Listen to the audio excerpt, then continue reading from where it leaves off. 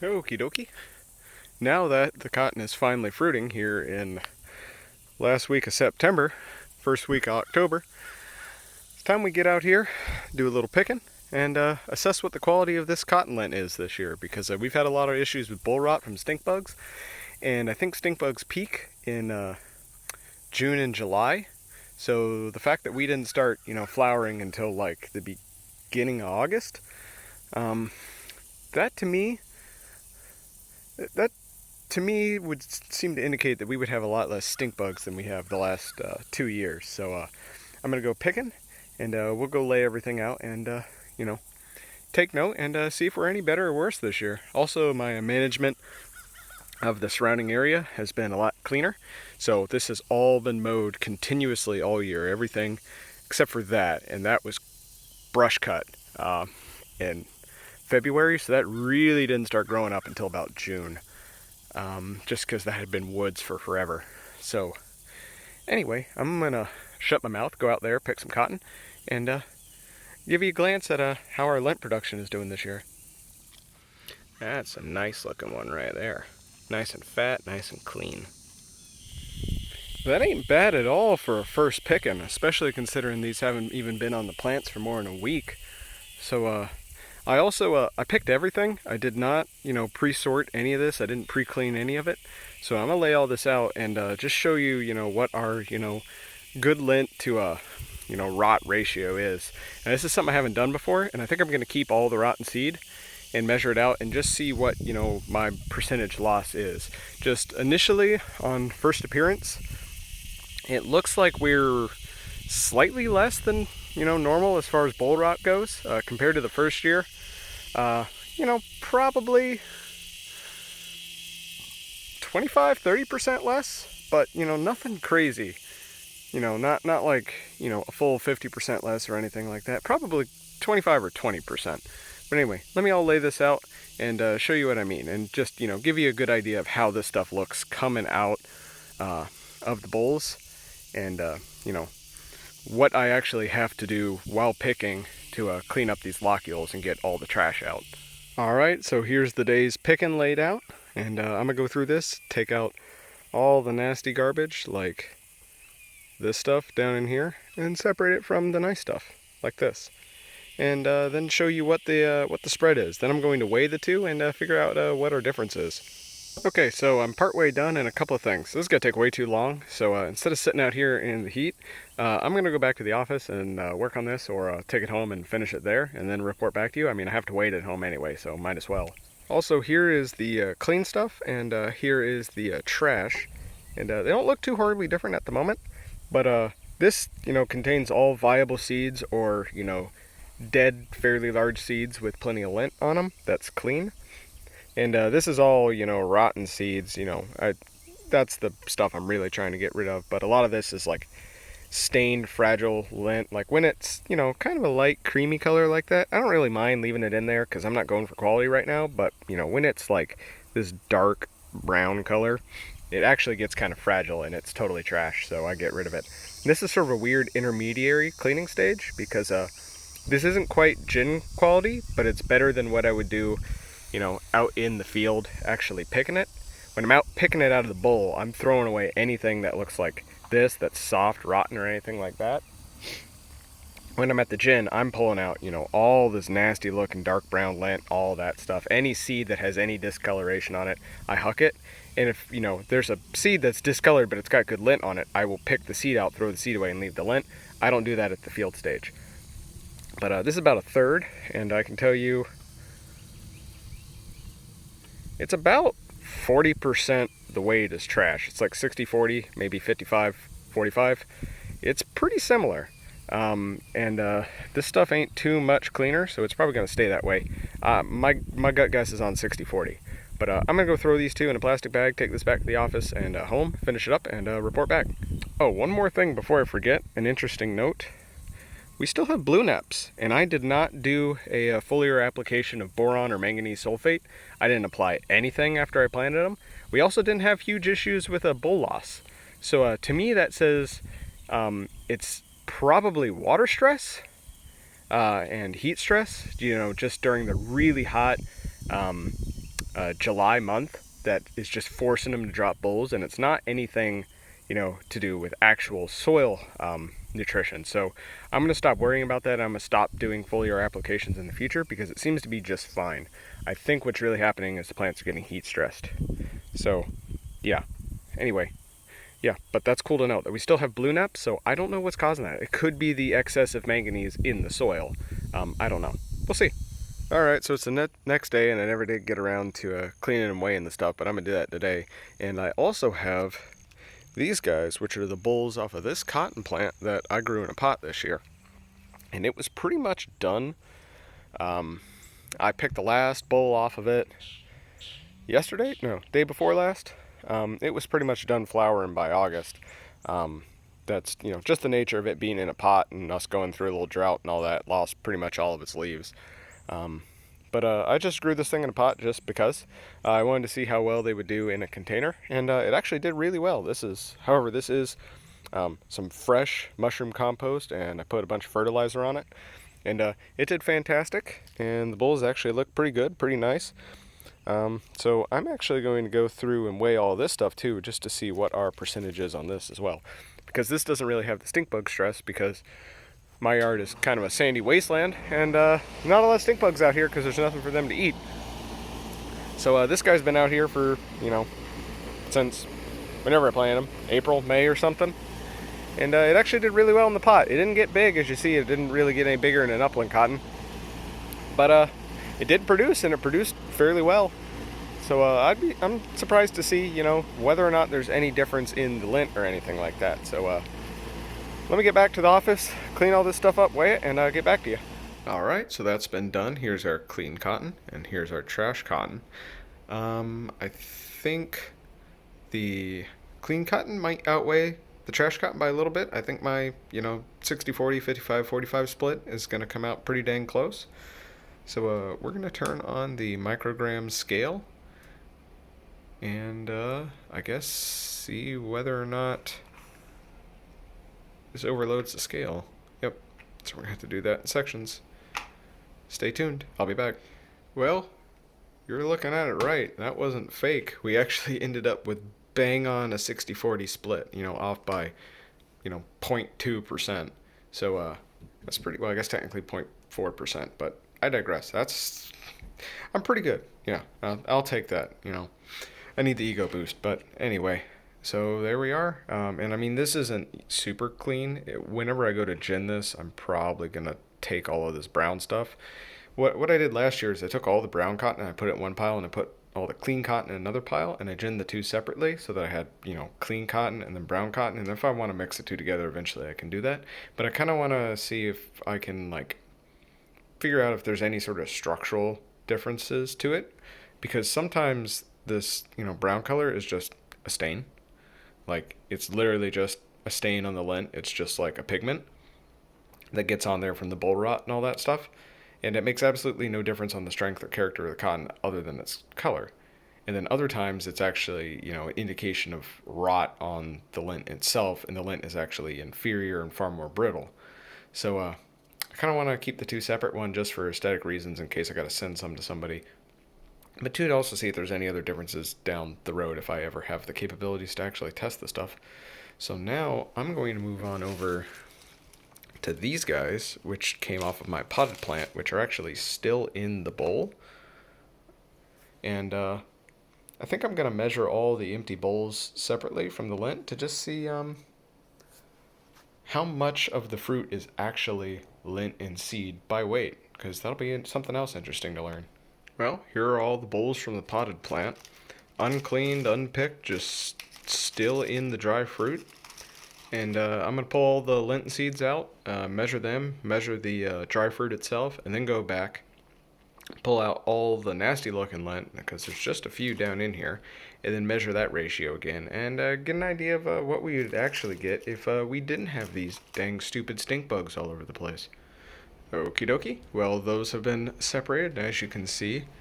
Much cleaner. We have a few rotten ones down in there, but, not even close to what we had before. This is literally picked straight out the bowl, right in the bag quality, which I have never seen either at the Hutchinson house or at the market plot. And I think these are actually light enough that I can weigh them on camera and it won't overload my scale. So plop that down on in there. And ooh, interesting to note, we have blue neps in the potted plant. So don't know what's causing the blue. I didn't put any boron on these at all. No orthoboric acid in the slightest. I did put down an all-purpose plant food though, which does contain manganese sulfate. But interesting to note the blue. I don't know what's causing that. But 39.81, more or less. I'll measure them again off camera. And the dry fruit is going to go everywhere.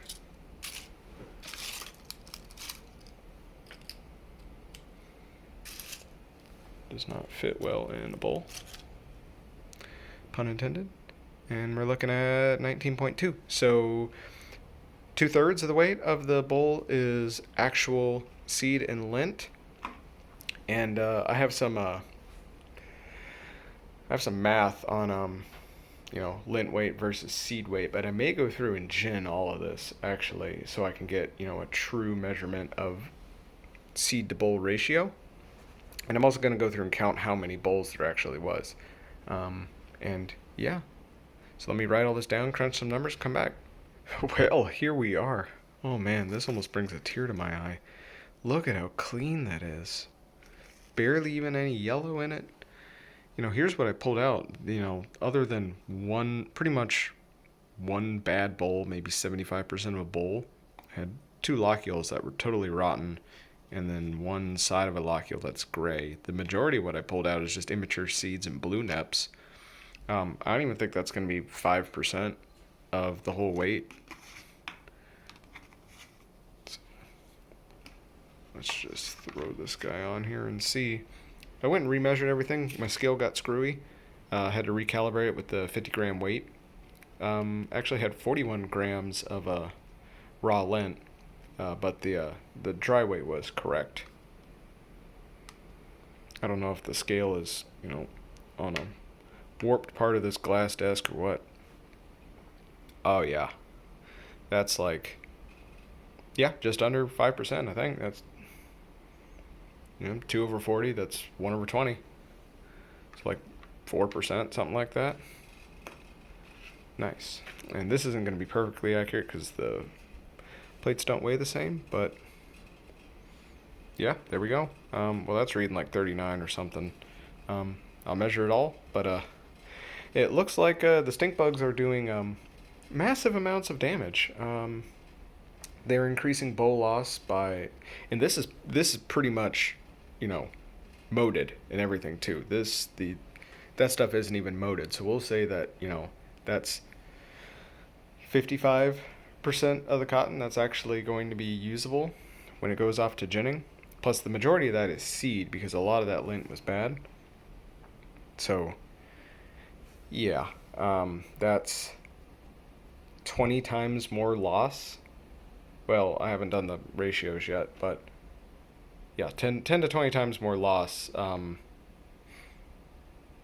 just for, just the stink bugs. God, it's just hard to wrap my head around it. Also, these blue neps are driving me crazy. What the hell are they? Alright, well, I'm home now, and I went ahead and ginned the lint from the cotton plant that I got in the pot on this here hand gin that I have, which actually didn't work too bad. I'm really quite proud of how well this one works.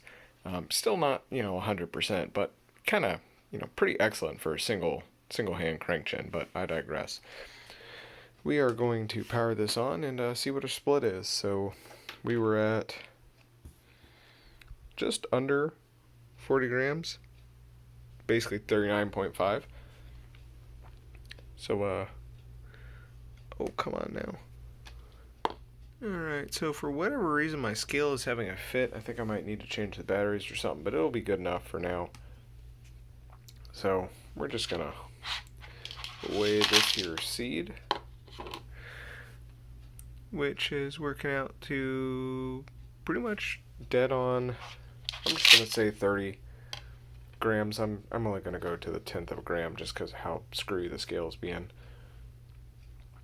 And yeah. And 9 grams of lint. That was kind of exact. That's kind of creepy. So it looks like we lost half a gram. I picked out a couple more blue neps and some other stuff and had one bad seed, so that all makes sense. But 9 grams of lint to 30 grams of seed, so that's just a little bit under 25% lint. What is that? Like 24%, something like that. So yeah, that's not all bad. So this is actually good data. I did all of this the first year, but I had a lot of boll rot. So this tells me how much, lint I'm actually supposed to have. What the actual percentage of lint to seed is in the boll. And it looks like we're at 25% lint per boll. So that's good info to know. Okay, so it's the next day and it's morning and the sun is nice and bright, and I just want y'all to appreciate how nice this lint looks that came off of my little potted plant over yonder. I mean, it is just, it's glorious. I don't have any other words for it. It is, totally clean of all, or totally free of all blemishes, all stain. This is the purest Sea Island cotton I have ever grown. Like, just look at that. Like, when you break it apart, it's just beautiful. It's got this deep, this light, delicate, creamy peach color to it. Just a slight sheen. All the fiber looks nice. There's no staining, nothing. It just sticks together. It's beautiful. Oh man, and just look at how much that is. That was 17 bowls.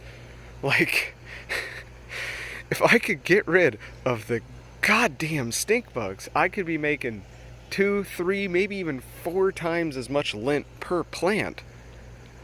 Heck, I would probably also have less boll loss. I could be, it's not impossible that I could be producing 8 times as much cotton per plant if I just didn't have the stink bugs, and if I could keep the weeds under control and keep the, put some irrigation in and keep the water stress off of the plants. This is what we could be looking at. We could be looking at like 20, 30 pounds of lint just for the Hutchinson House plot. Oh man. But anyway, I'll keep dreaming and I'll keep hating stink bugs, and maybe someday we'll figure out a miracle cure for them, but I don't think we're ever going to. I think the only thing I could theoretically do is, go out to like a sand mining operation where it's just a dead wasteland, build a 2-foot deep raised bed, just spend about $5,000 in compost, plant all of them in that, and run an irrigation line to a nearby sand pit, nearby borrow pit, and that's probably the only way I could produce that much cotton, that or greenhouse. But anyway, so that's the results of my first picking. This is a just one potted plant that didn't even get half the height it was supposed to, and that lost all of it, that dropped all of its leaves and stopped producing flowers halfway through the growing season. This is about a quarter of what that plant should have produced, which is probably twice as much as I'm getting from one of the plants out there in the field. And yeah, that's the hope, that's the future I'm looking for, that I'm striving for, that I keep complaining about why it always seems like I'm depressed when I'm working with the cotton, is because this is what we should be getting and it's not what we're getting because of stink bugs. But anywho, if you like what I'm doing here, if you think I could be doing something better, specifically if you know a way I can get rid of stink bugs that doesn't require me going out there and picking them by hand, or just absolutely spraying everything with insecticide continuously every day, because I don't want to kill the pollinators, because that will make my my production suffer, not as much, but substantially, and it'll probably also make the stink bugs worse. But anyway, if you got other comments, criticisms, recommendations, please let me know, because I am not a farmer, and I don't grow cotton, and I know there's a lot still to be learned, and I got a million other things going on, and I just have not been able to spare the brain power to think on this stuff, or the leg power to work on it. And if you want to see the rest of this series, you want to see my continuation, maybe one day I'll even reach this stage, go down there and subscribe. And until next time, Tom out.